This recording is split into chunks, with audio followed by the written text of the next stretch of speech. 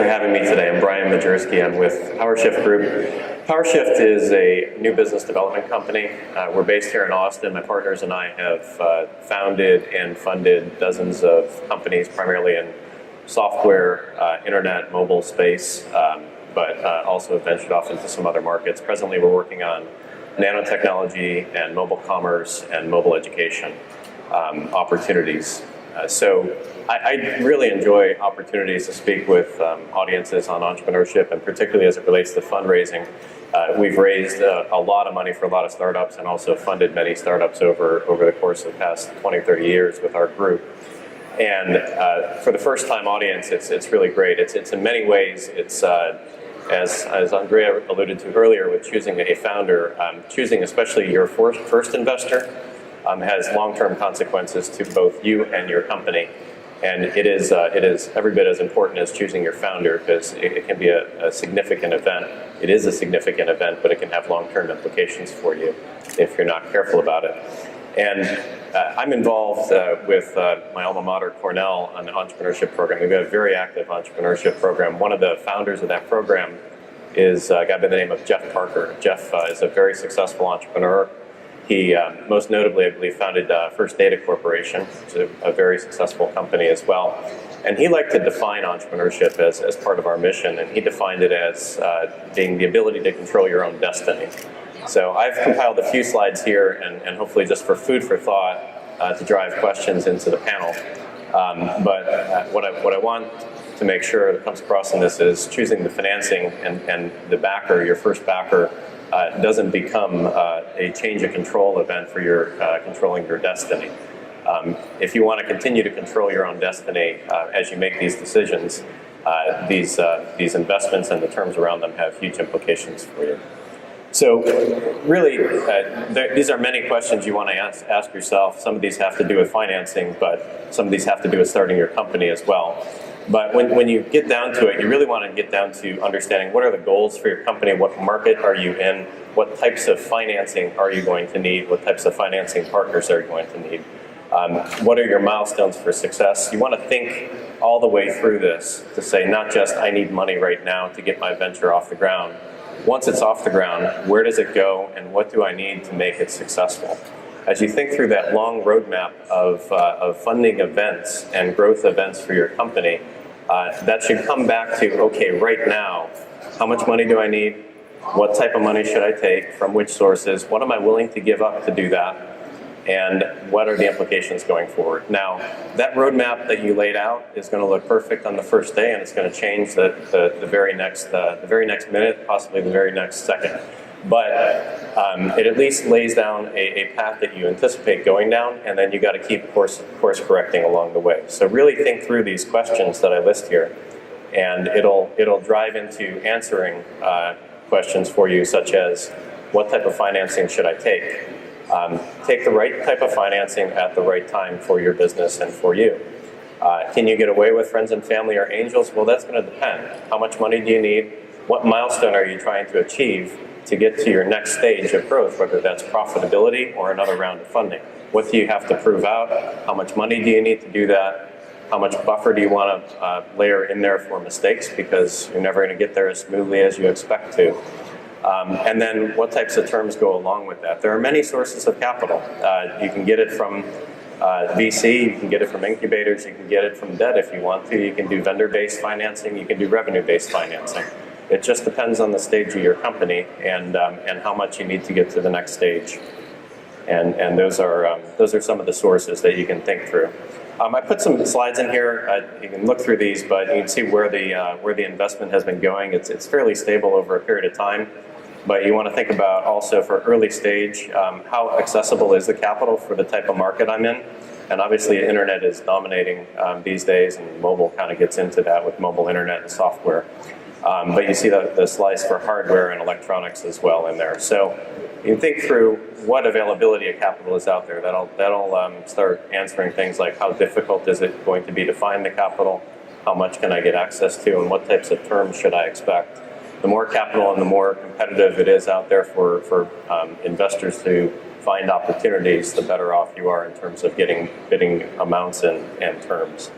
You can look at it by deals, and also we look at it by dollars as well. And in each case, you see a dominant trend here in software and internet and mobile and telecom.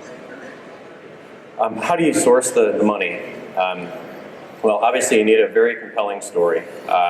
You want to get the investors to say yes and start pitching you. Is the best way I would think about going into these pitches. Their bias at the outset is to say no to every single deal that comes their way, and they want to find. You got to get them to a reason to say yes and also get excited about you. And the best deals are the ones that really get pumped about you. They're thrilled about you. They start pitching you. They understand your opportunity. They're working with you hands-on, and they become a partner. And that's what you want to sense in your fundraising drive. Do I have a partner here? Do I have somebody that gets what I'm trying to do, that gets me, that gets the business, that trusts where I'm going with it, and can help me along the way? And if you find that, then chances are that's a better investor than somebody that you have to work super hard to convince that you're right and this is going to work. They look at it from a perspective of three things. One is management risk, two is market risk, and three is technology risk. We want to reduce all of these. The bigger the market, the better chance they have for a return. The more confident they are that you have a good management team to get to the next stage, the more comfortable they feel making the investment and that you're going to execute well. And the technology risk, if you've got a compelling technology and you can prove it in the marketplace, or you can prove it in some way that it's differentiated and even defensible or protectable, and you've got a runway with unique technology, then that starts leading to a very compelling investment. These are never all zero, but you want to get them down as much as you can. You want to reduce your time, but you also want to get qualified leads. Generally, you want to be referred into any source that you go to. And you can do this by finding great advisors, by networking in the industry, but you want to find people that have great sources, great access to capital, and get them to refer you in and say, your opportunity is great, and you are a great entrepreneur, and they are somebody that you should meet with. And generally, that's a great way to get in there, and then work on your pipeline. As I said before, start with the end in mind. Really think through multiple stages.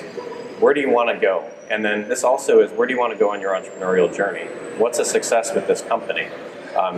Where do I want to take it? What's my end goal?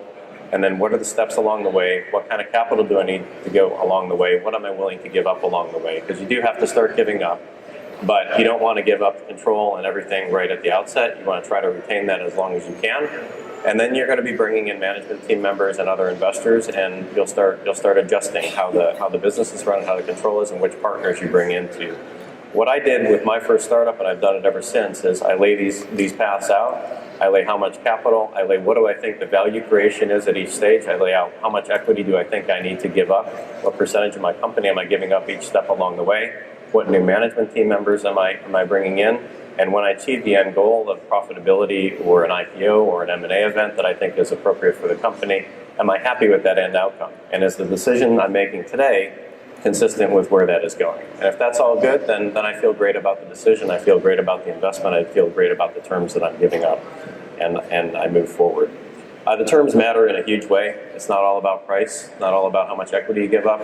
You can give up less than 50% of your company and easily give away all the keys and control. And that happens in many cases. It could happen in the first financing of the company. So get great legal advice on this. Find somebody out there like Brian or someone else that can give you good advice on terms. I also point you to Brad Feld's work. He's a venture capitalist. He wrote an entire blog series on this, and it's all about terms that go into the financing and what each of the terms mean and which ones you should care about and why. And then how to choose. I think you're looking for a commitment. This is another key thing that I learned early on and have even learned subsequently, so I didn't follow my own advice, is you want to make sure you have a committed investor. If they're just putting money in to try it out and they're not there for multiple rounds, then all you have is money, and you're going to be knocking around, and then you got a harder story to explain because the next person that you're trying to convince to come into the company wants to know why the one before isn't investing. And that's a hard story to pitch around. You want to see committed investors that are investing with you all along the way. So you can ask, or you can get a judgment based on your own interaction with the partner. You want to know about the partner's influence inside the firm. If you're going with an institution like a venture capitalist or a private equity firm, make sure you have somebody that has influence that can champion your company inside that portfolio, because there's competition for capital in that portfolio. You want to know how much money they have reserved. If they make an investment in your company, how much are they reserving for future investments? So you know that they have capital for you in the future as you prove out milestones. Doesn't mean you're going to get it, but it means that it's there if you're meeting your goals. And then industry and domain expertise. You're going to hear the story pitched, especially from the institutions, on how much value they bring. My advice on that is try to find somebody who's got a lot of value and context and understanding in the market where the firm can do things. Try to understand it, but don't expect it. It comes sometimes, but in many cases, it's just it's a pitch to differentiate a firm, but isn't really there when you really need it.